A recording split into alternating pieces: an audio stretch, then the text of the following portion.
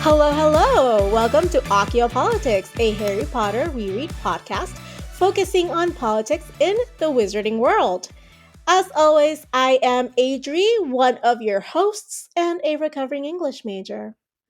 And I'm Helene, your co-host and producer. And today we will be talking about Chapter 10, Kreacher's Tale of Harry Potter and the Deathly Hallows. But before we get there, I know you have a fun piece of news that you wanted to talk about.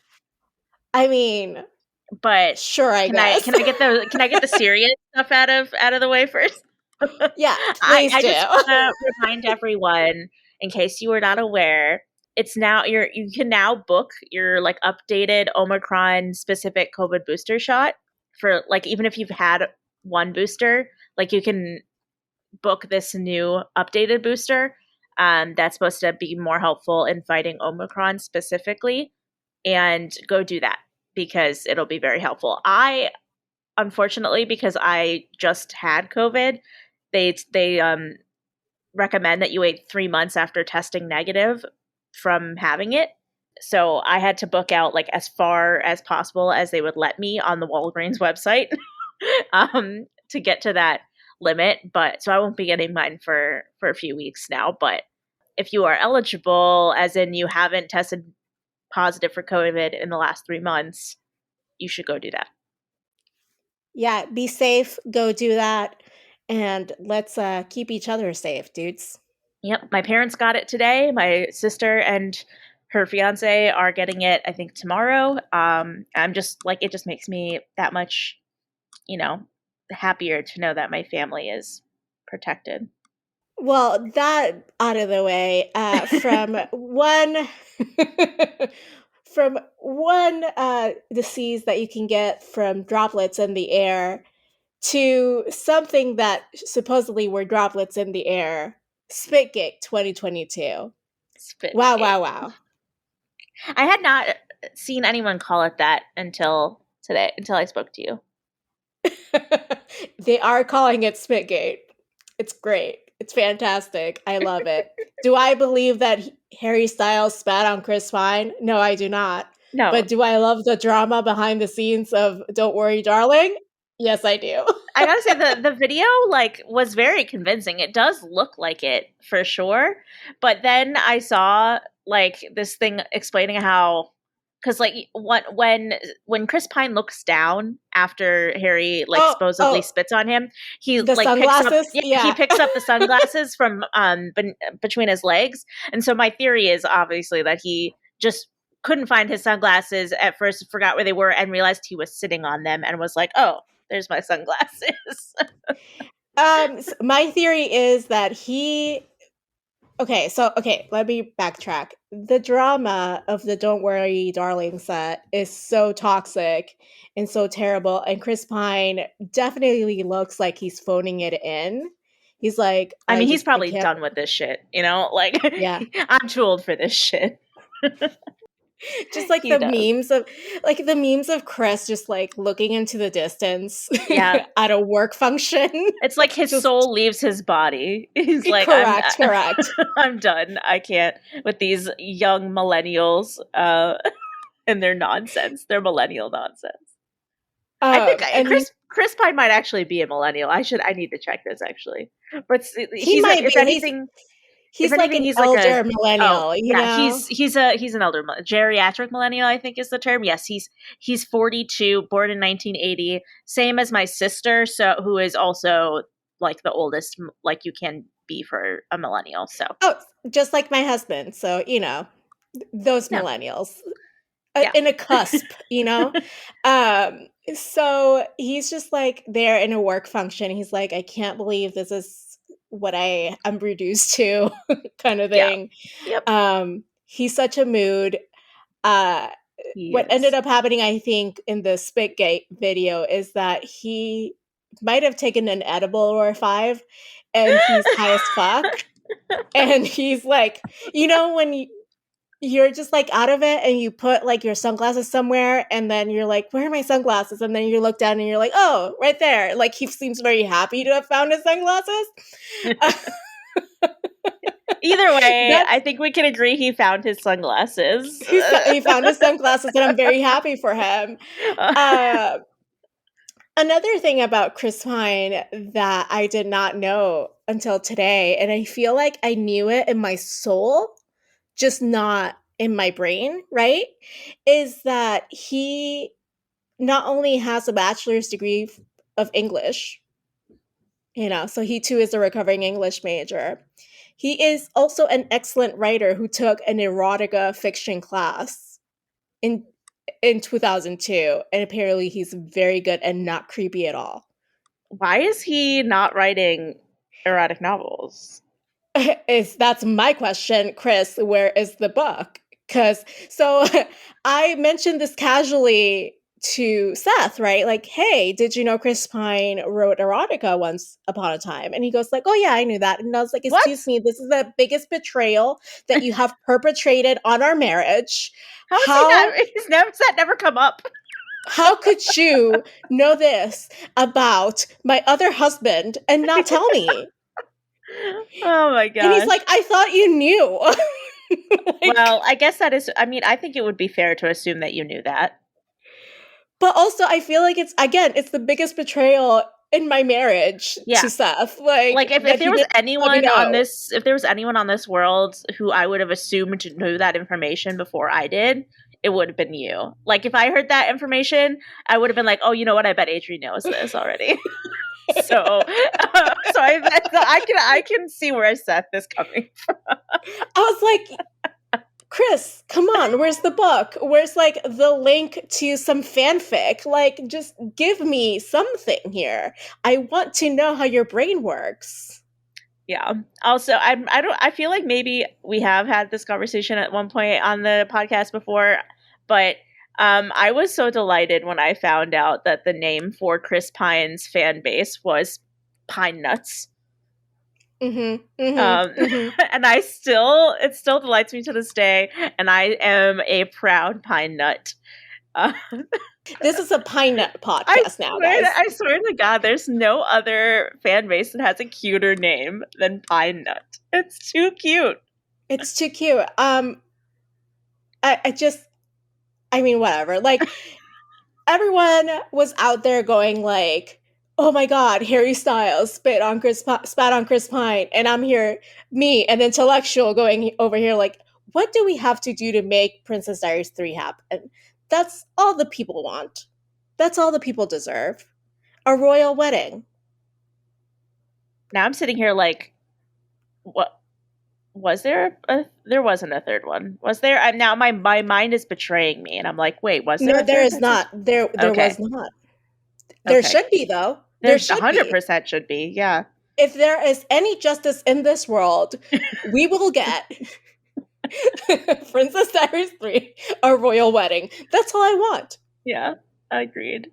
By the way, I just sent you a link in the chat. If you have not seen this video yet, please watch it. I saw this video on Twitter and I lost my shit because of how realistic it looks. There's a video of the moment. I can't. This. Yeah, so the video it's the moment that everyone is talking about where it looks like Harry Styles is spitting on Chris Pine. But instead, someone very realistically photoshopped Harry throwing a goat into Chris Pine's lap. And I cannot stress this enough to you guys. It is so realistic. It is. I am probably going to watch this 70 times before I go to sleep. Oh my gosh. So guys, all this to say, the real story here is that Chris Pine wrote erotica, and we don't talk about this enough, honestly. No, we don't. As a society, we do not talk about this enough. As a society, we're too pent up on some body fluids that apparently never happened. And I just want, the fictional ones that he writes about to be part of the public conversation. That is a fair request. But also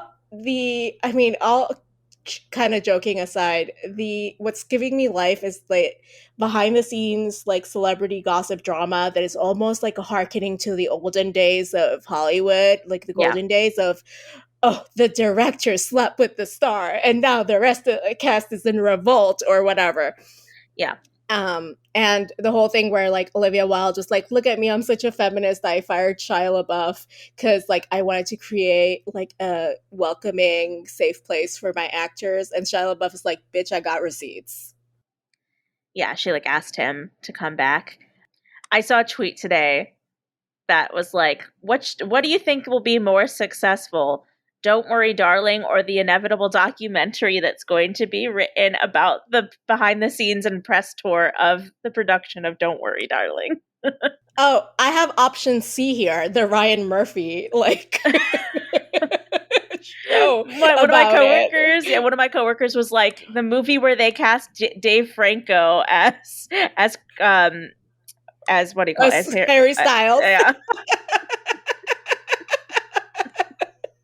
And then I was like, and James Franco as Chris Pine. I don't see it, but okay.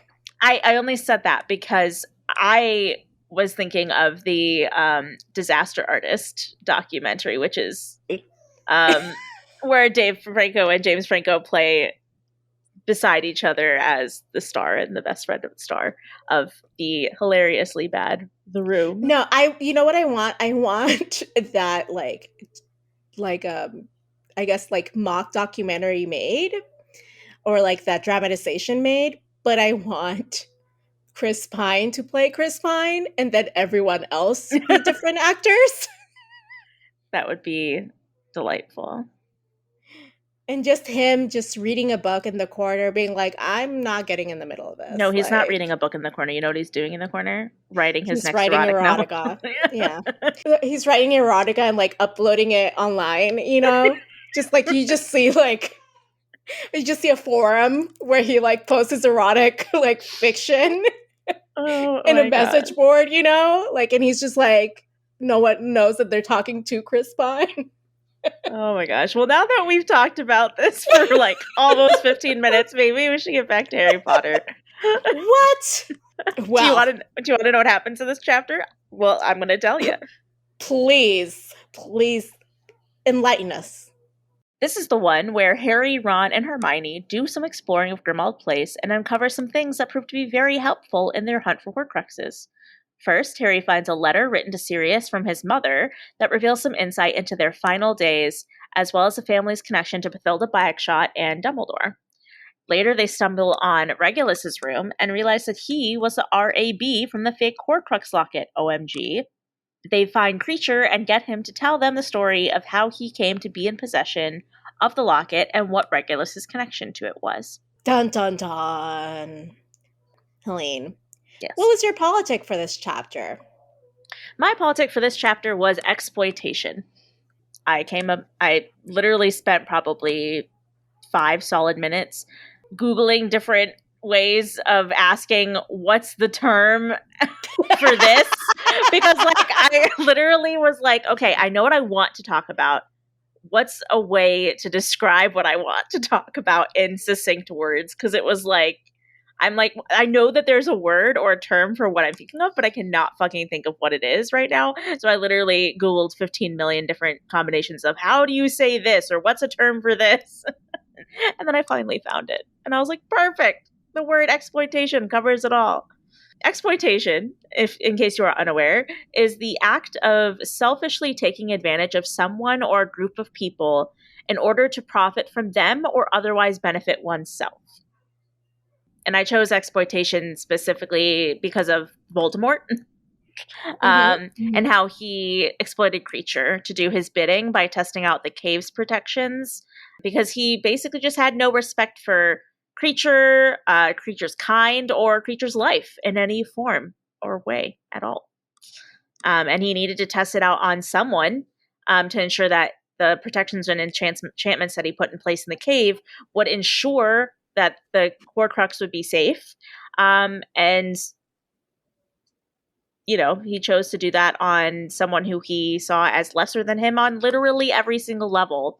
And not only that, but would also basically like do whatever the fuck he's told and not fight back.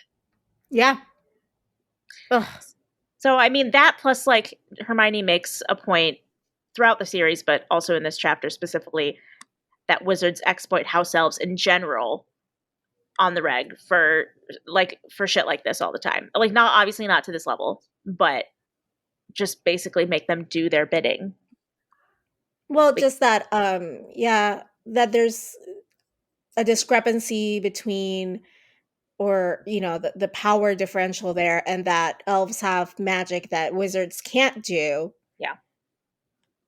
And that wizards don't, or most wizards don't seem to care about that because they don't see them as fully, or they don't seem to beings. If it's not that they don't care, it might be that they don't care enough to like know. Learn. Yeah. So like they're ignorant because they have not taken the time to learn that this is a thing that house elves can do, so they literally don't know. Well, and the biggest perpetrator of that is Voldemort, who like looks 100%. down on any other kind of magic that is not the one that he likes to use, right? Yeah, I'm kind of curious, like when it comes to house elves or muggles, like I wonder which one he respects less. I think it has to be muggles because they don't have magic, and at least house elves have magic. But I don't know, like you see where like the disconnect is. Like it's possible he respects house elves less than muggles. Yeah, we can't. That's a great question. I don't know who he respects any less, for what reason, because I could see him saying disparagingly, like, "Oh, Muggles, they don't have magic, right?" And then I could also see him be like, "Well, house elves, they have magic, but they have to do what they're told." Right. And the magic isn't the same kind, so is it better to not have magic at all and be human, Yeah. in his eyes? Yeah, like I wonder, like he could have easily gotten like a muggle and put them under the Imperious curse and forced them to do the testing of the cave, right? Yeah, but does he even want to venture out into the muggle world and like kidnap someone? Yeah, I don't know. I mean, it could be that Kreacher was just simply Convenient? convenient. Yeah, but there's definitely something to be said in like the other aspects other than the convenience that made him Voldemort's quote unquote like perfect candidate for this Ugh, task. so gross. Yeah. So that's my politic exploitation. Well, mine is loyalty, and I chose this one because we see it on two different levels. We see it on like Harry grappling with his loyalty to Dumbledore, right? So he's like, at the beginning of the chapter, he's like, "I wonder what they knew about Dumbledore. Like, is there more that I should know about Dumbledore? And why didn't he tell me?" Like, he's still grappling with that from the wedding and things like that. And Rita Skeeter being like, "I know things that you don't about Dumbledore." But also Kreacher's like absolute loyalty to his master, to the point where Kreacher still thinks that his master didn't change his mind because it's just things that like things that Regulus didn't tell him to keep him safe. Yeah. And it's kind of like Kreacher's loyalty is kind of confusing in this chapter, and Harry points that out, right? He's like, I don't understand you, right? Like, you know, you loved Regulus, and Regulus changed and died on the same quote unquote side of the fight as Sirius, yet he had no loyalty to Sirius, but had loyalty to the people that killed. Yeah, but Kreacher wasn't like informed that Regulus changed his mind, right? So like, yeah, no, I mean that was explained by Hermione and makes total sense to me. I'm just saying, like, Kreacher's loyalty in general is confusing, especially to Harry. Well, yes, and also like it. So his loyalty was to the Black family, right? But not he didn't like Sirius, but Sirius was disowned by the family, so it's kind of like nebulous, like in a way. Like Kreacher has a very complicated loyalty, like the feeling of loyalty towards the family, almost as if he was a family member himself, right? Like the best way I can think of describing this like contradictory loyalty, what it seems like on the surface, is almost like being a family member, right? Like there are family members that you're like, they're family, fine, I'll like talk to them. Yeah. But that doesn't Like mean I have to like you, you know? yeah, like you wouldn't normally go through this shit for like this like crap that you go through for them. Is like, especially if they weren't related to you, but you do it anyway because they're related to you. Yeah, Like but even also if you that don't like them doesn't as a person, like you might not like yeah. them as a human being, but Yeah, and then so like Kreacher at the end still, I think, can justify his actions by saying like I wasn't disobeying any orders, and also in his mind saying like Mistress Black was and Regulus were the people that I was really loyal to and serving, and as long as I'm not confronting a direct order from Sirius, then I'm fine. yeah, definitely. So tell me about your quote for the politics of exploitation. This is Hermione. She says, "Of course, Voldemort would have considered the oh, sorry, I thought that I mistyped it. One second.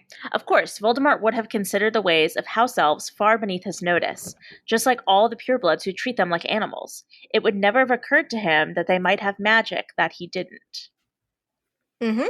So, I mean, it just shows that Voldemort had literally no respect for him, which is why I think the term exploitation really fits in terms of like what he did to Kreacher. Other like ways I was thinking, like trying to word it, where like he uses him as like a pawn. He, Like a disposable entity? yeah, like I was trying to think of like when I couldn't figure out what the word I wanted to use was. It was more. It was kind of like, okay, like the use of minority groups or minorities in general, or you know, people with fewer rights for your own benefit, or Yeah. because yeah. So like obviously he doesn't care about Kreacher a not as a being. I won't say a human being because he's not a human being, but as like a living creature. It feels weird calling him a creature because his name is Kreacher. Anyway, he doesn't care about his life at all, and that's Or his why. will. Yes, exactly. And that's why it never occurred to him that that Kreacher might have some sort of advantage that Voldemort doesn't have. It wouldn't have occurred to him like, oh, like because Voldemort's like, oh, I'm the smartest person in the world, right? I came up with this thing that is guaranteed to kill every single person that goes through this trial, right? Like no one's going to be able to escape the Inferi. It's going to be foolproof. Everyone will die. And Muggles, I will live forever. yeah, muggles, wizards, anyone who tries to stop me, they will not survive. And he was like, well, if like I think that this is strong enough to keep out like a full blown wizard, of course it's going to be able to kill a measly little house elf.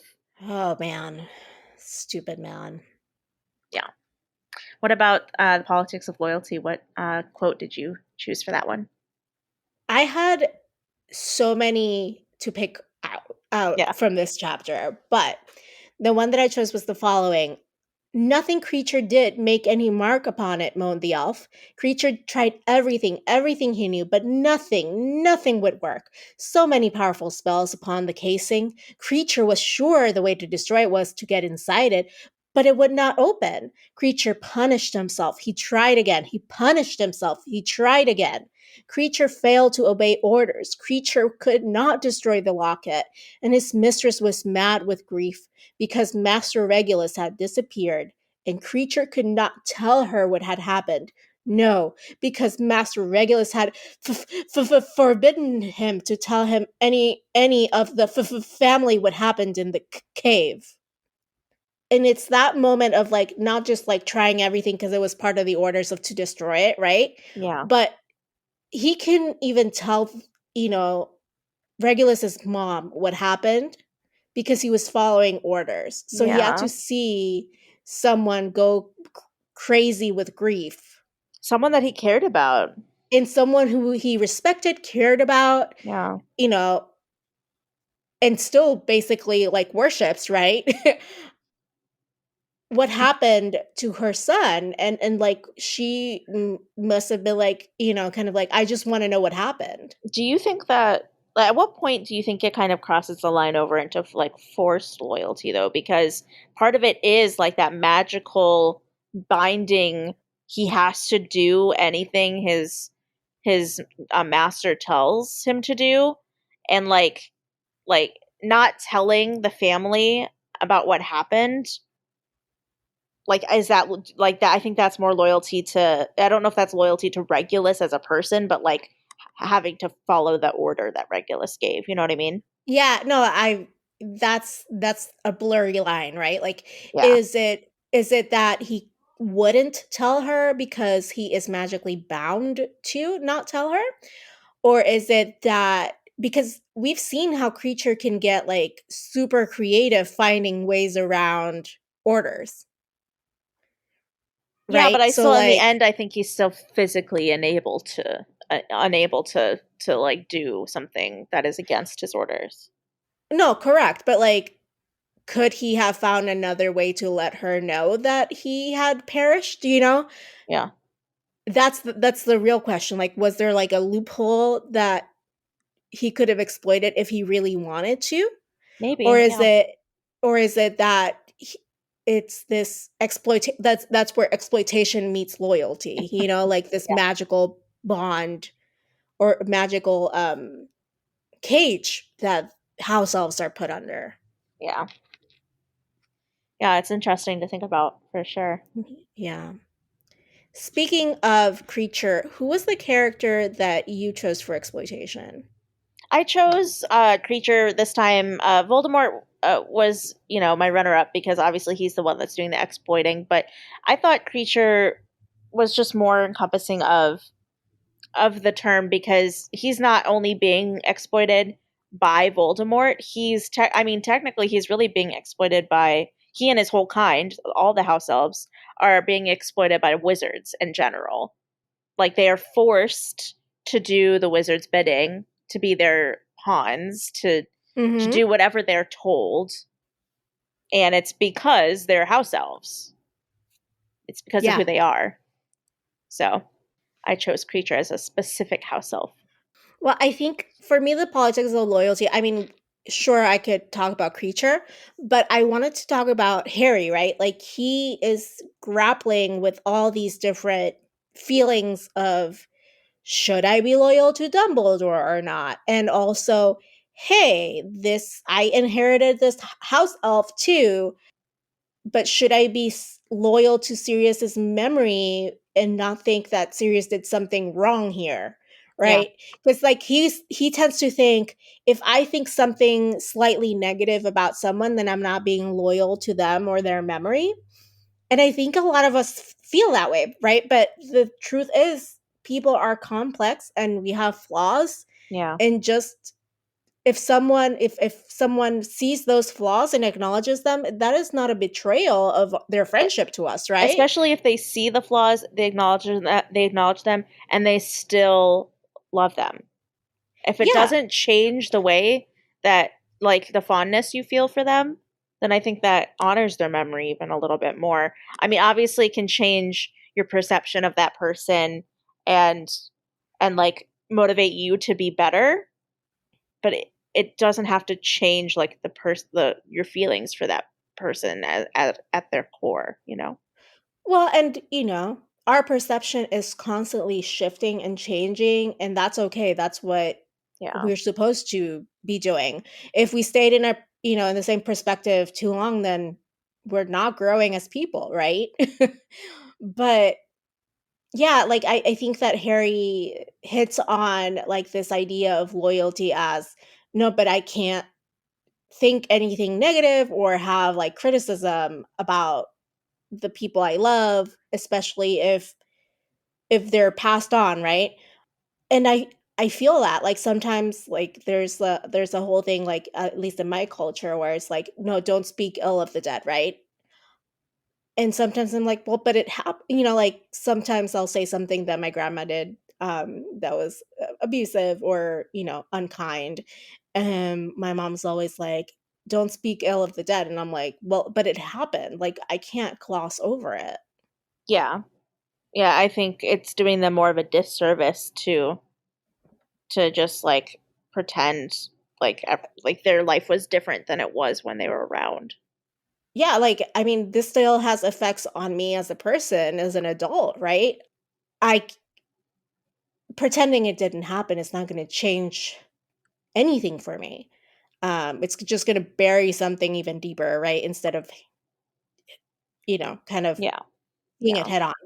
So, but I think it's like a very like, stiff upper lip British way that Harry's also thinking about it.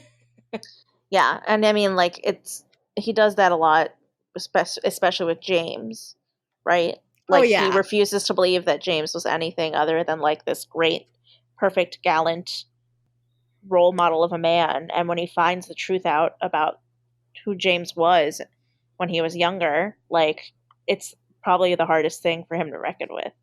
Well, and I think it like this kind of brings us to also how we see each other's politics in the series because when I think about exploitation, I think about how this series leads us to see how like there's caste systems in the magical world. Like we've got wizards and then we have house elves and then we also have goblins who fall in between like house elves and wizards Yeah. somehow. We have like mare people, like we have all different things, but at the center of it, it's like, oh no, but the wizards are the people, in the center of it all, and we get to dictate and make laws for all these other like humanoid creatures, right? Which seems Yeah. unfair. Like the registry for werewolves, or Yeah, how Dumbledore employs squibs in different contexts, like Filch employed him at Hogwarts, or yeah, Mrs. but where's Fig. the representation, right? Like, where's the Yeah, representation of squibs in like the Ministry of Magic? There yeah. isn't any. Like they could have squibs working at St. Mungo's doing jobs that don't require, like literally anywhere, like in the Wizarding world, that doing jobs that don't specifically require magic. But Hmm. yeah, they don't. Yeah, so it's yeah, definitely. And then making laws and passing like reforms, like all the boring stuff that like Yeah, trips up our lives, like, oh, are mer people invited to like talk about legislation yeah, of like maybe where they live or what they're allowed to do or not, that kind of stuff. yeah, yeah, definitely. So to me, that's like exploitation if there's no representation, obviously. Yeah, yeah, and then obviously, like I said, with in terms of loyalty throughout the series, obviously what I said about James, but I mean, Yeah. in general, like I feel like just the fact alone that either you or I have used loyalty as a politic in every single book, like at least once, because like, and Yeah. I think for possibly both of Goblet and Order, I use loyalty as For a reals. Yeah. politic, and I think maybe you use loyalty last book or something. I don't know. Like it's always a theme one way or the other. A lot of it I do think is portrayed specifically in Harry struggling with his loyalty, like wanting to be loyal to certain people and struggling with that. I think is definitely a theme, but then also just like friendship, the loyalty of friendship between the trio, and people making sacrifices for each other because they are so loyal to them. It's just a recurring thing in the series for sure. Yeah. Well, this leads us to Dementors and Chocolate, where we talk about what we didn't like in the chapter, or our Dementor, and what we liked in the chapter, which would be our chocolate. Helene, could you do us the honors and let us know what your Dementor was this chapter? Yeah, my Dementor was kind of the way that it was just so starkly shown that everyone other than Hermione treats Kreacher so poorly, both in this chapter and like other times throughout the series that are like highlighted in this chapter. And like even Harry, having to starkly like change his behavior immediately after like Hermione makes a comment in the chapter where he's like a lot more present and aware of like trying to make an order not sound like an order, Mm-hmm. and like be kind about it, because I think there was like a light bulb that kind of went off in Harry's head at some point with Hermione's speech in this chapter where he was like, oh yeah, like house elves have feelings. Like house elves. I think it was like he was remembering a quote that Dumbledore said to him in regards to Sirius's treatment of Kreacher. Mm-hmm. And it was something like Dumbledore was saying, like, Sirius never seemed to fully understand that house elves have emotions, acute emotions that are similar to that of people. Yeah. Something along those lines. And Harry was like, oh shit, like, yeah, this is like you have to think of this as another person. Like this Kreacher is not a human, that's true, but he's not beneath you in any way. And I think because that automatic, like, what is it, false equivalency of this creature that I'm speaking to is not a human, therefore it does not matter as much as a human, and therefore I don't have to take its feelings and emotions into account. Like that's the disconnect that I think most wizards like come to when they're dealing with house elves. And there are people like that in the real world, like for example with animals. Like I know animals are not oh my god, sentient as much as like as Kreacher, but like when you look at, obviously, like, animals are not as capable of humanoid things as house elves are. but there are people out in the world, right, who look at animals and they're like, this thing is beneath me. I can do whatever the fuck I want. I can kick it. I can force it to race or fight. I don't have to take its feelings into account because it's just a creature, right? But then there are people like me and you and other, empathetic, compassionate people in the world who look at animals and they're like, these animals, these creatures have emotions and feelings and thoughts and attachments, and like all those things matter just as much as like a human would.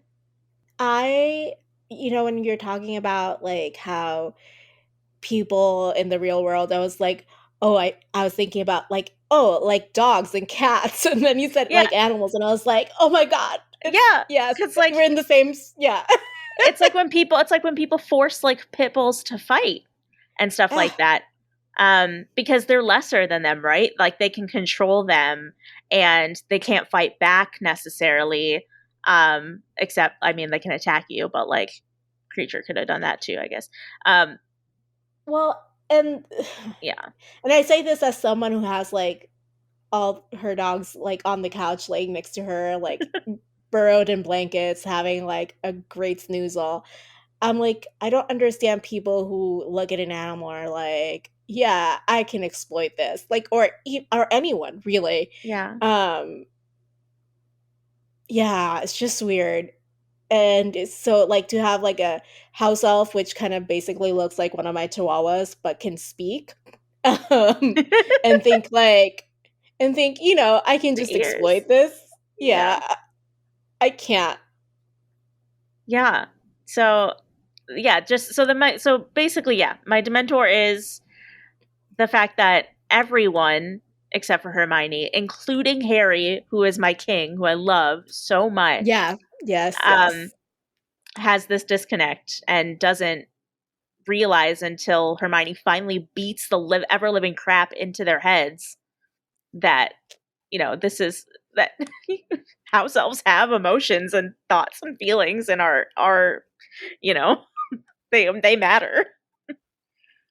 Yeah, house elves matter.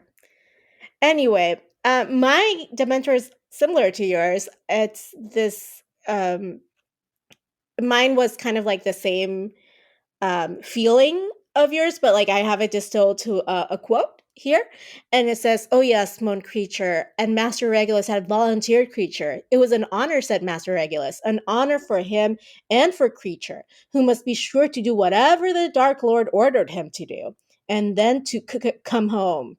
Kreacher rocked still faster, his breath coming in sobs. Poor baby. Like, like he's having like an actual PTSD reaction Yeah. to telling the story. So imagine how terrible it must have been. Yeah. Yeah. Just like the sheer amount of emotional distress that we see Kreacher go through in this chapter. I mean, I think everyone can agree. Kreacher is like the least likable house elf in the series. 100%.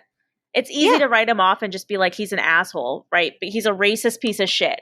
Like, it's easy to just say something like that. But to have compassion for this creature who is very, very much like not respected by anyone, either his peer or his quote unquote like superior. I don't know what other word to use, for lack of a better word. Um, his masters. I don't know. He's obviously a product of his environment, and it's just really, really sad to. I don't think it's, for me. It would not be possible to see him have these emotional reactions and like still think of him as like a piece of meat, you know? Yeah. Yeah. Well, that being said, let's get to the good part. The chocolate. Do you have any chocolate recommendations for us this week, Aline? Oh, do I have any chocolate recommendations? That's a great question. I still have not tried that ice cream. I'm horrible. I really need to try. It's still sitting in my fridge or my freezer unopened, and I look at it. I'm like, ooh, not tonight. I just don't feel like I'm like mentally ready for it. Okay, well, okay, I'll have like my quick chocolate rec. Okay. It's the Ghirardelli chocolate syrup for Sundays. Great for Sundays, banana splits, and everything in between. Okay. Fantastic. Best chocolate syrup out there. Move over, Hershey's. You're done. Okay. I can think of two things that I would recommend, but they're not chocolate. They're new. They're new things I tried this week that are delicious, but they're not chocolate. So Well, can we like expand the definition of chocolate to include yummy things that I think lift our spirits? maybe just this week, but not. I don't feel like as like a recurring thing, it would just be too much. But because I can't think Well, of anything specific, maybe just for this week, I will just say, I tried, like, you know how you can buy like the big, I don't know if they're gallons, but like big jugs of Starbucks cold brew at the okay. supermarket. Yeah. I bought one of those and like mixed in some of my coffee mate creamer, had the best homemade cold brew of my life at home that I can have whenever the fuck I want it.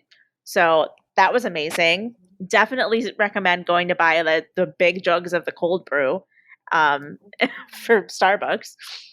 And then I rediscovered a love of mine in Rice Krispie treats. I was grocery shopping the other day and I was like, I want something sweet. I don't know what. And like it recommended some like they were specifically home style Rice Krispie treats, which means that they basically just Ooh. have like big chunks of actual marshmallow in them. It's not just like Okay. it's not like smooth no like marshmallow like just all mixed in, but they're like actual big marshmallows still formed. And so I bought like a box of 6 of these little home style Rice Krispie treats, and I was like, I forgot how fucking like clutch Rice Krispie treats are. Like, when's the last time you had a Rice Krispie treat? Tell the truth. When was the last time I heard clutch to describe something great? Well, about 3 seconds ago, probably. But no, seriously though, you and listeners, think about it. When is the only other time I can remember ever having a Rice Krispie treat in my adult life is Yeah, it's been a while. it's at Noodles and Company. I always get the Rice Krispie treats at Noodles and Company. Oh, the Rice Krispie treats, like not like the Rice Krispie treats, like No, like they're not the the brand. huge like No, triangle.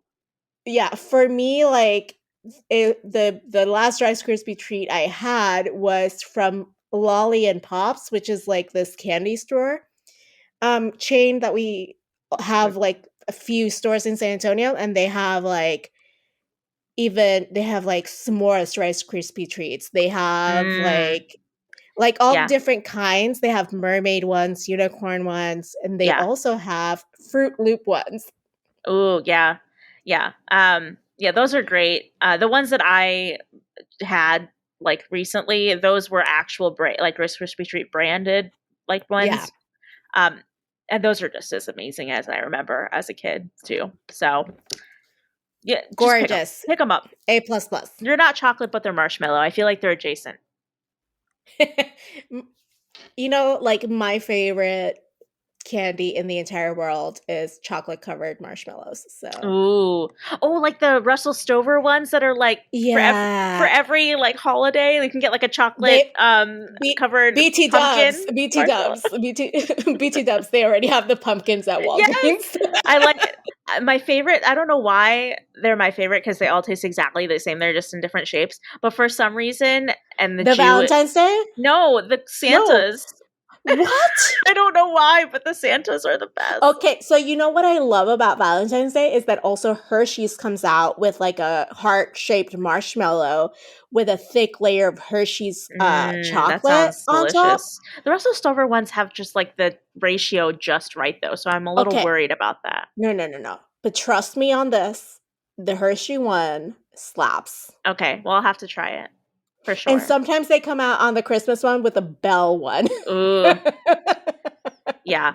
I mean, when I used to work at my old job, and I worked in like the like the Skywalker, like in downtown Minneapolis, there's like all of the buildings in downtown Minneapolis are connected from skyways, basically. And Mhm. so I worked in downtown Minneapolis, and I would walk throughout the skyways to get like lunch or whatever.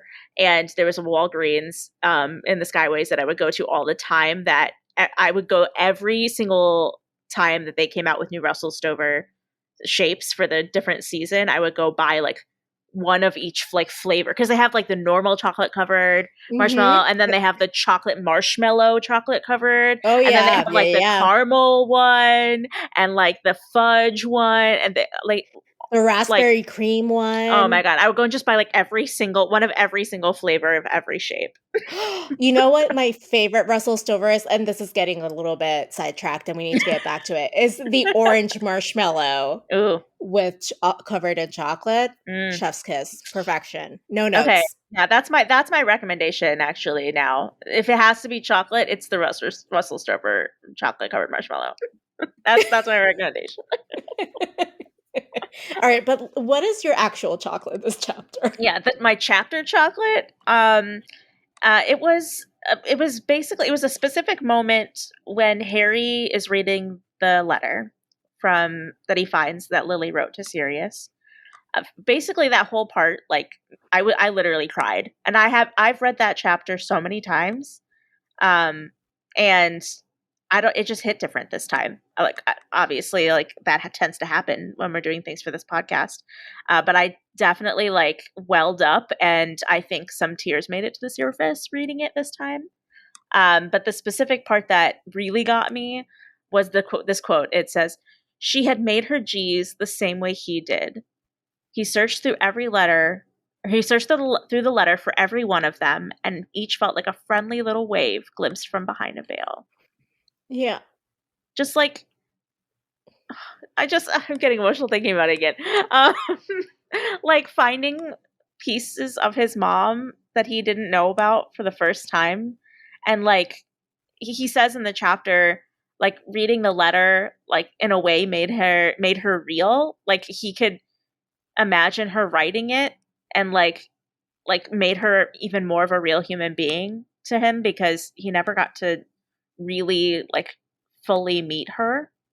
Obviously Mhm. he knew her and lived with her for a year as an infant, but like he doesn't know who she was. And so yeah, it really fucking it got me. Well, you know what stands out to me from the letter, which I thought was hilarious, was that he focuses on the cat, which is fine. Obviously, we want to focus on the cat, but we don't focus enough on the fact that Petunia was gifting things to Lily still. So they were on talking terms somewhat. Yeah, oh yeah, but she gifted her probably like the ugliest vase she could probably find at Home Goods. Or or Petunia's taste was terrible, but Maybe.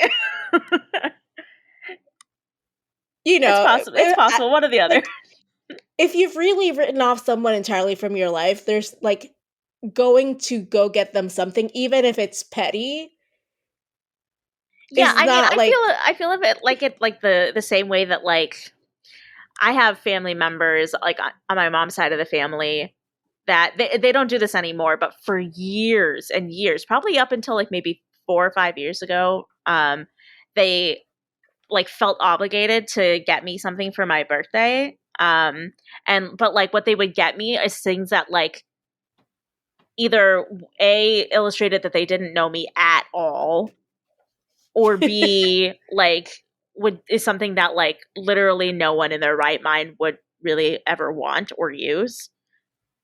And so it's like, oh okay. great, I have this thing and I don't fucking know what to do with it now, and now I feel indebted to this person because they got me a gift even though I hate it. Yeah, I just You know what I mean? yeah, I get it, but also it takes some modicum of effort, right, to get someone a gift and to like Yeah. Yeah. I don't know, like I to me It's just usually a okay. social it's a social interaction, right? Like it's a social like they expect something from it, right? People don't rarely do people like you have to I mean there are obviously people in situations where you give a gift and you do not expect anything back from it. But like especially when it comes to family, like I don't know, man. Like it's because my love language is gift giving to where I'm like, oh, a gift means that you're still kind of talking to that person or at least thinking about them. Like that's thoughtful. And don't get me wrong, I've gotten gifts that are terrible, like horrible. Like I yeah, will not wear them. right. Um, do I still have to keep them in my closet? Probably. Yeah. Like, Yeah, my mom saw one the other day from an unknown person that I will not name on this podcast, and she was like, "So, that," and I was like, "Yep, terrible, huh?" And she was like, "Yep, could not see you wearing that," and I was like, "Yep, not going to, but can't give it away." are you receiving gifts from like JK Rowling or something? I'm confused. Yes, let's say it's J.K. Rowling, okay? Let's continue. All right, sounds good. What was your chocolate in the chapter? My chocolate was, like, how excited Kreacher got when they give him the locket. Yeah. Because 'Cause he'd never gotten anything for his own, Yeah, he wanted to steal things. Yeah, so that was cute. Yeah. It would have meant more to him if it came from like Regulus or, like, but it's still very, very touching. I mean, if it came from regular Celine, he would have had a heart attack right I know. there. Yeah, it's true. He probably wouldn't have survived that interaction. Like, as it was, it took him, like, half an hour to calm him down. Yeah, that's true. He was again, let me quote here, "He was too weak on the knees to stand properly." Yeah. After that. Come on. Before we get to the question, I want to shout out. So I on the last episode, we recorded before we actually received all the answers to the question. So Whoa. we got two more answers that I thought were really great, but we got them after we had recorded the episode, so we didn't get to include them last week on the podcast. So I want to find them really quick and read them just because I think that they were really great answers, and I want to share them. As a reminder, last week's question was like, tell us about a custom that's unique to you or your family. All right, so the first one that I'm going to read from last week's question is Katya on Facebook. They said, when a relative dies, we continue to celebrate their birthday by eating their favorite food. It's nice to stop and remember them, and favorite foods are usually things like donuts, ice cream, cream puffs, and milkshakes. So twist my arm, why don't you? I really like that. I really like this. Yeah. I kind of want to adopt this custom because I will adopt this custom. It's such a cute little way to like honor someone, right? Like doing something that you know that they loved, even if it might not be your favorite food, right? Like it's so cute. I like that. As long as you don't have like a violent reaction to that person's favorite food. Yeah, like you're not like deathly allergic or something. Yeah. Yeah, or it makes you puke or something, right. You want to remember them fondly. You don't want to remember them by puking. I also just love the idea of honoring someone through food because food is a universal love language in general. So instead of football is life, food is life. Yes. Oh my God, Ted Lasso! I miss that show so much. Oh my God. Okay. They're filming season 3 right now. Oh, okay. That just like gave me flashback Ted Lasso love feelings. Which, by the way, Ted Lasso like really seamlessly clicks into Spitgate because of the Olivia Wilde connection and the drama Jason behind. Sudeikis. Yeah, Don't Worry, Darling, and it's great. Goodness. Gift that keeps on giving. Anyway, continue. Yes, and then the other one I wanted to read is from Naomi.rkr on Instagram. They said, every year on the 1st of Advent, my brother's girlfriend, my best friend, and I take over my parents' kitchen, living room, and dining room to bake Christmas cookies. Over the weekend, we make about 25 kinds of cookies, which are then distributed to grandparents, neighbors, and colleagues.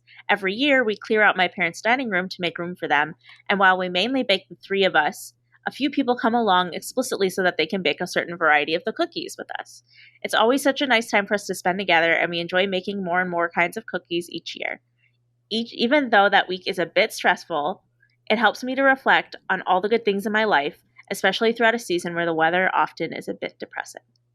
That is so cool. Also, another food-related one, can I say? I love the customs that are about food. Yes, same. But like also like, hey, come on over to my place and let's cook some make some cookies. Yes, I'm into it. Yeah. No, I really, really love that. Thank you so much for sharing that, Naomi. That's great. I love it. I'm all here for it. Also this last week, we asked a question that was also kind of personal to our listeners, and it was the following. What is a book that you took refuge in other than Harry Potter? And honestly, what we were asking for is book recommendations. Yeah, drop those book recs. So what did we get? Did we get some really good book recs? I think so. I mean, actually, surprisingly, I haven't read a bunch of these. So, and it might be different for you because I think you read in general a lot more than I do. So maybe you have read all of these. But the first is by our lovely listener and friend of the pod, Ario. They said, Loveless by Alice Oseman. I have not heard of that. Ooh, I haven't heard of that one. Okay, so that goes into my TBR. Yep, gonna have to look that one up. This next one is the only one I've read. Scott on Twitter said, he said 2. The Chronicles of Narnia, which is the one I've read. It is a very, very interesting series. Love that one. Love parts of it. And, same. And The Hobbit, which I have not read, but my sister loves The Hobbit as well. So I know that it's a very special one. So The Hobbit was the only Tolkien book that I actually got through. I'm not surprised. I've heard The Hobbit is like the most digestible of them for sure. The rest, I was like, are we still on a fucking hill description, guys? No. Yeah. I've heard that. that commentary a lot. That is just me. If you love Tolkien, more power to you. I am not just, I'm not a nature lover like he was. Sorry, I can't. I want the action. You know what I mean? I feel you. I mean, that's why I'm not actually really a fan of Lord of the Rings. I'm gonna amend that. I am not a fan of Lord of the Rings. Hard stop. For many, many reasons, which I can't remember if I've ever expanded upon in this podcast before. No. But one of them, and this is probably like the least like hard fast one. One of the reasons is that it literally feels like we're going nowhere. It's 3 books and like they're just walking up mountains the whole fucking book. Like, I get it, things happen on their journey and blah blah blah. It's about the journey, not about the destination. I don't care. It's boring to me. First of all, that Yeah, that is I that can is see my that. one of my complaints, one of my many complaints. My main and biggest complaint about Lord of the Rings is the lack of female characters and representation. It is a sausage fest of a book. Yeah. And when there are female characters, they're rarely strong or independent or, good. So Fair assessment. Hot takes with Helene. But The Hobbit, I have not seen the Hobbit movies or read the book. So, and I know that my sister is a big fan, and so I know that has the potential of being different and better. So, Scott, I'm sure that there are many things to love about The Hobbit. I don't know if I will be navigating that book anytime soon, personally, but just because of my thoughts and feelings on the series as a whole. But I hope other people take the rec and enjoy it. Okay. And then finally, Dan came through on Twitter, and our listener Dan, he recommended many things. The first one is the Redwall series. Haven't heard of that one. Okay, that's going on my TBR. Yeah. The Dark Tower series by Stephen King. Okay. I have not read enough Stephen King novels. I do think I need to start reading some more Stephen King novels, to be honest. One of my favorite friends loves her some Stephen King, and she is obsessed with Stephen King. She has many Stephen King tattoos. And she is now moving to Maine. So where like the Stephen King house is. So she is so excited. Nice. That's cool. That's fun. Yeah. I also haven't seen a lot of the movies that are based on Stephen King novels. Like, I've never seen The Shining. I've never seen It. I've never seen Carrie. I think that's a Stephen King novel too, isn't it, Carrie? Correct. Yes. Pet Sematary, like all those ones, I've never seen them. So I really should either read the books or watch movies, honestly. The Shining is a classic. I know. You should definitely watch The Shining. I really do need to watch that. I like avoided scary movies like The Plague when I was little. And as you should, as a child. Yeah. Well, and that's when all these things were popular, right? When I was little. So like as an adult, I've opened myself up to watching more and more scary things, and I need to get to it, basically, is what I'm trying to say. Yeah. Yeah. And then the All Souls trilogy by Deb Harkness was another recommendation by listener Dan. Yes, it is fantastic, Helene. Okay, so you've read that one. Really have to read it. Okay. I mean, I love that it's a female author, so that's, one score. I'm guessing Deb is female. Yes, it's about witches. It's about vampires. It's about demons. Love it. It's beautiful. Love it. And then he also said, and literally anything by @theauthorguy on Twitter, who is Christopher Moore. I have not heard of that author, but I will look it up. Not heard of Christopher Moore, but I will look him up. Yeah. So thank you these all sound like definitely books that I would want to look into for sure. I don't read as much as I would like to. I'm trying to get better at it as an adult, because now I actually have more time to sit down and read. Helene, just I know you were asking about this though. Book recommendations on Audible. the trilogy for the All Souls trilogy is available on Audible, and it's fantastic narration. Okay, yeah, the narration is the thing that would have to get me. Yeah, cool. I'll definitely look into that. Try the first book and see. Yeah, definitely.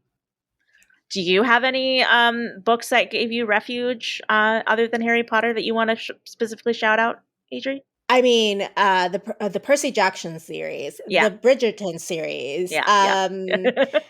I can go on and on. The the All Souls trilogy is fantastic. No notes. What else? The entire Princess Diaries series is pretty good by Meg Cabot, which has literally zero to do with the movies. Yeah. So it's, you're I've not spoiling anything. What else? Just in case we get that third Princess Diary movie, Listen, I want it. I want my actual royal wedding for reals this time. I get you. Same. Was it called Princess Diaries 2 A Royal Engagement? I think so. A royal wedding? I think it was. But then Princess Diaries 3 could be called A Royal Wedding. It's perfect. Yeah, it's just, the Princess Diaries 2 Royal Engagement is the name. It is literally almost 20 years since that movie came out. It's 18 years ago. That's crazy. Guys, come on. What are you waiting for? For the kids of Chris Pine and Anne Hathaway to get married? I know. That's amazing. It's crazy.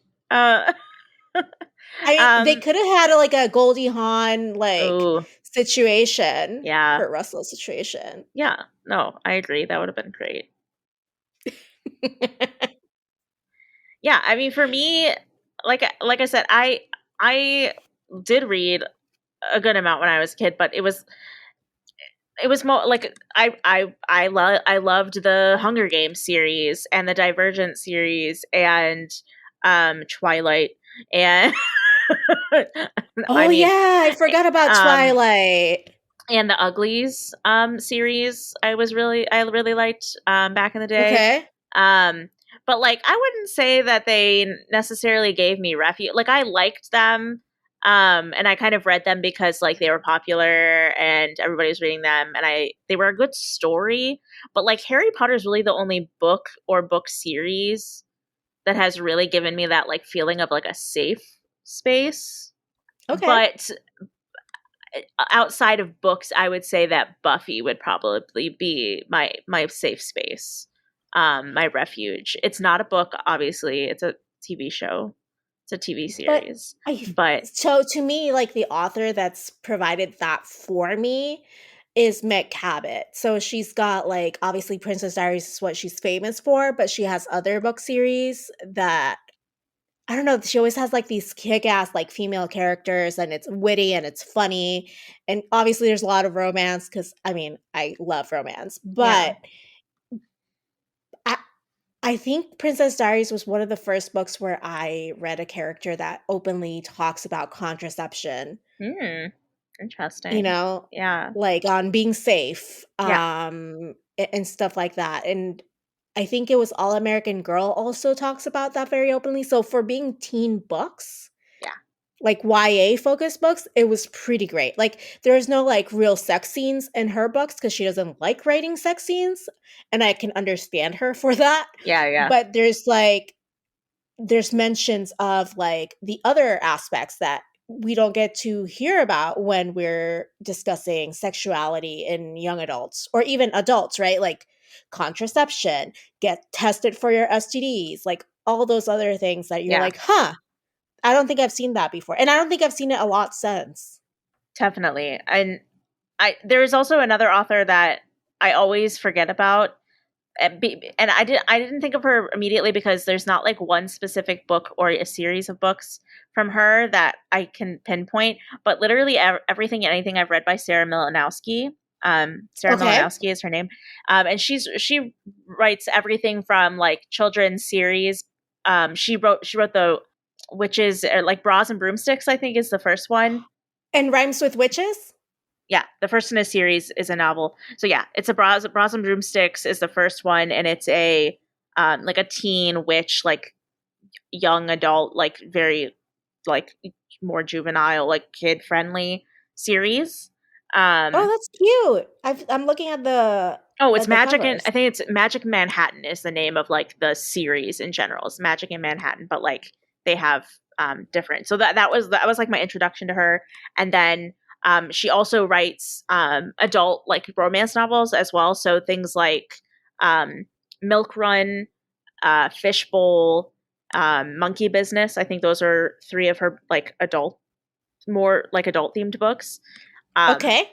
and just like literally everything I've ever read by her, I've loved. I think right now she's working on like a really like young children's series, like much younger. Obviously, I'm not reading those because I'm not like 10, but I'm sure they're great. Oh, I'm sure they are too. But yeah, that would be like my author recommendation, I think. Oh, great. Thank you. I'm putting that also on my TBR pile.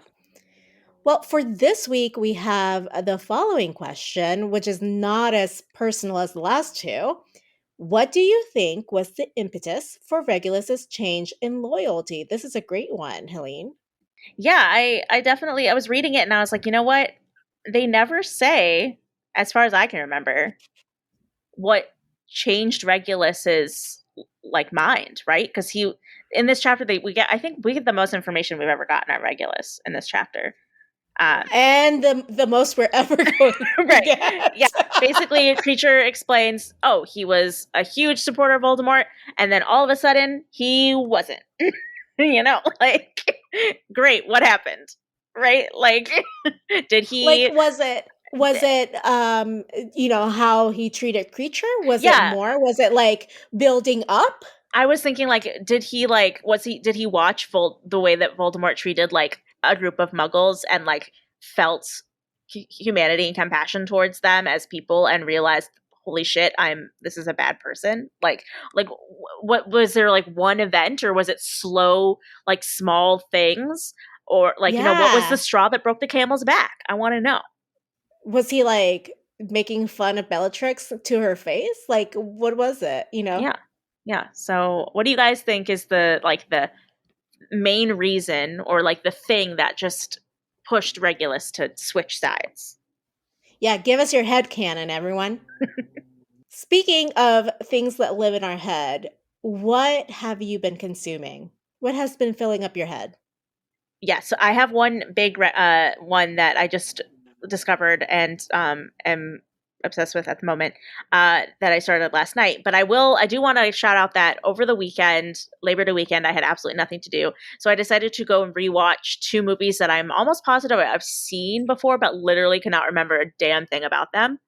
The first being Moulin Rouge, which I'm sure you'll be like, oh my god, like you don't remember Moulin Rouge? Everybody fucking loves Moulin Rouge. And I'm like, I think I've seen it once, but I don't remember anything about it. Mhm. So I watched Mhm. that. Completely had forgotten that it was like one of those musicals like Mamma Mia where they use music from other like all music that already exists.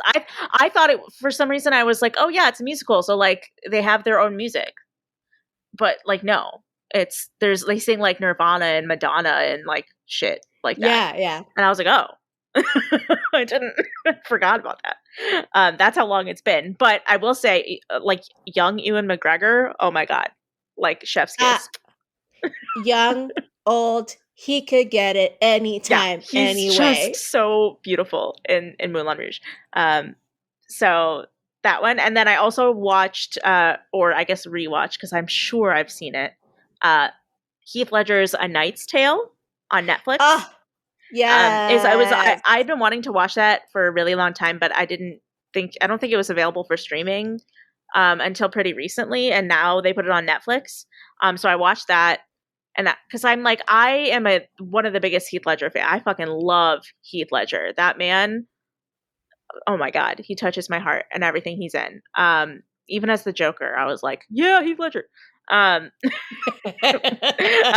um, so I knew I had to have seen that movie, but it had been so long that I did not remember a single thing about it. And so I watched that again, and it was delightful. I forgot the cast in that is like, dude, that freaking Alan Tudyk is in that movie, Mhm, and Paul mhm. Bettany is in that movie. I literally forgot all of this stuff. So, and of course, Heath Ledger is delightful as always. So yeah, he's the best. Yeah. R.I.P. man. R.I.P. I know that was probably the most difficult celebrity death I've ever like felt in my heart. Yeah, he was so young too. Yeah. He had so much ahead of him. Like imagine what his career would be like today if he had never. Oh, I can't. I just okay. Anyway, the other thing that I wanted to call out was, which I think you will thoroughly enjoy, Adri. There's a game that just came out in beta called Dreamlight Valley. It is available, Okay. I think, on all platforms. I downloaded it on the Switch, but I think you can I think it's like PlayStation, Xbox, PC, all the things. And I think it's also available like cross-platform. Like I think you can play it across platforms. Um, it's basically Animal Crossing with Disney characters. Oh my god. So it's like obviously it's like made by Disney. They like you're living on this island, this valley called Dreamlight Valley that has been taken over by like some spell that makes everybody forget who they are and why they're there. It's kind of like Once Upon a Time, like the premise of Once Upon a Time, a little bit. Okay. Okay. And like you're living there with your friends Merlin from Sword in the Stone and Goofy and Mickey and Scrooge McDuck is the Tom Nook of Dreamlight Valley. Like he owns the store and basically like you're trying to restore it and then eventually you can like fish and do all the things that you can do on Animal Crossing. And then eventually you like progress enough that you can go to the other realms and convince other Disney characters from other To come live. franchises to come live on your island by like doing tasks for them and stuff. So like I played it for until like 2 a.m. last night. It's so fun. It's still kind of like it's in beta, so it's still kind of like glitchy and like catching its footing and stuff like that. And it's like going to be like a pay to play type of model, but I played it to the point where I got to like pick who I wanted to recruit to my island for my first person. They don't give you a ton of options right at the beginning. But I chose Remy from Ratatouille because I wanted to learn how to cook, and he has like a lot of recipes that you can learn. And it was so cute. Like I got to go like in order to convince him to come move to Dreamlight Valley and like live on my island thing. Like you go to his kitchen and he like you have to help him like create orders for like his restaurant, and it's just so cute. It's adorable. Okay, you've convinced me. I know what I'm doing with my life. Yeah, it's and so like if you like Kingdom Hearts, I've heard that it's pretty similar to that in that way. I'm not a huge Kingdom Hearts person. Like I've tried it before, but basically it's just a cute little Disney, and I can see it like expanding like forever. Like because they can add new content, and Disney's franchises are endless, limitless, basically, and they can just keep on adding it. Like there's going to be like Frozen's going to be in there at some point. Moana was one of the choices earlier. Okay, Like Disney can give us this, but until it has given us Princess Diaries 3, I will not rest. right, it's a good point. It's a good point. Yeah. Plus, I also like Disney Pixar too. Is on this too. So like Toy Story and like it's gonna be really cute. Nice. It's gonna be That's really cute. That's really cute. No, so I've been on a Netflix situation recently, and this just came out I think last week. The partner track is pretty good. It's a one season comedy slash drama about like this lawyer trying to balance her personal life and her career. It's based on a romance novel. I have not read the novel, so I am not sure how closely it follows the novel. Are you going to read the And it novel now? seems I'm not sure because it seems like they're setting it up for like season 2, and I'm trying to think like, oh, I think it completely deviates from the novel. Okay. So I have to look at the novel as a separate entity from the show. Okay, yeah, I was going to ask because you said it's a one season thing. I was like, does that mean it's just going to be one season or? No. It's currently one season, but definitely the end made me believe that there's going to be a second season. Okay, yeah, I did add it to my list this weekend when I saw it because you texted me about it. So I definitely want to try that out. I'm still finishing up the Golden Girls, but I'm almost done. So I also inadvertently, against my will, / my mom is living with us, helping to take care of our daughter, watching High Heat, which is like hot okay. firemen show, uh, from Mexico, and it's a Netflix original, kind of soapy drama, but with firemen who are shirtless some of the time. Okay. Very muy caliente, as you would probably say. That's But amazing. definitely the demographic that they were targeting was the female gaze. I'll just say a lot of shower scenes with like entire buttocks on display of very muscled men. An interesting plot, I guess, but it was You're 39 like, it's not chapters. about the plot. It was 39 chapters, and I guarantee you I saw maybe 5 and got the entire story. That's Because, amazing. I was, going into her room and she was watching it, and like I watched 20 minutes with her and then asked her, like, so what happened with so and so, and she'd kind of fill me in. Yeah. But like in She in watches all it sincerity. for the plot, quote Oh, unquote. she does not. She lives under no illusions. She knew exactly why she was watching it. Amazing. Well, okay, so my mom is really into narco shows, Mm. and that had like the soapy drama of like High Heat, or whatever it's called in Spanish, because it has a different name in Spanish. Donde cenizas quedas, or something like that it's called in Spanish. Muy caliente. Muy caliente. Yeah, that's the real name. Muy Yeah. caliente. Um, so that has like a criminal element to it, because there's like a false imprisonment and like false identities type situation to it. And so what I have learned in this time that I've been able to spend with my mom is like, oh, you just like true crime like I do. You just didn't have like a name for it. Oh. So we're bonding over true crime shit now. That is the best way to bond with someone. I know, right? True crime. Just there's something Bringing about people women in true together. crime, bringing people together, Yeah. criming other people's crimes. Well, that's it for today's episode. Please join us next time as we talk about Chapter 11 of Harry Potter and the Deathly Hallows. This one is titled The Bribe. If you've enjoyed this conversation, please take a second and give us a 5-star rating on whatever podcast listening platform you happen to be inhabiting at this very moment, as it really helps our word that's hard to say for some reason, our algorithm. That's the word I was trying to say. It really helps that algorithm. I'm going to say it like that weirdly for the rest of my life, apparently.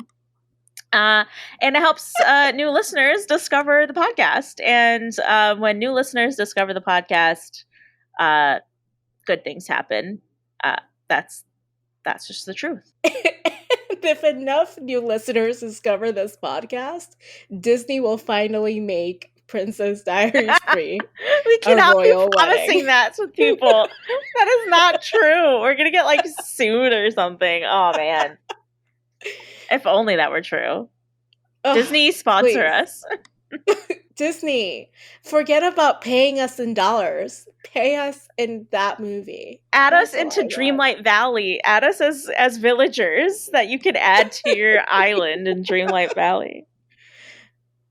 Ooh, can they add the Chris Pine character from Princess Diaries 2 at Dreamlight Valley? I Come on. mean, I haven't seen any like real live people yet as options, but that would be a great option if they were to do that.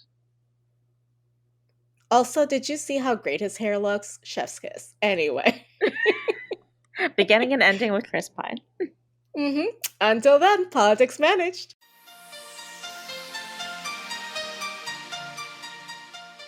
Support this show by going to patreon.com/Akiopolitics. Our patrons keep this show going. You can find us online at akiopolitics.com, and we are at Akiopolitics on Twitter, Facebook, and Instagram. You can email us your thoughts at info@akiopolitics.com. Leave us a voicemail at 915-996-1699, and you might just hear yourself on the podcast. Adriana Wilson is the founder and creative director of the podcast.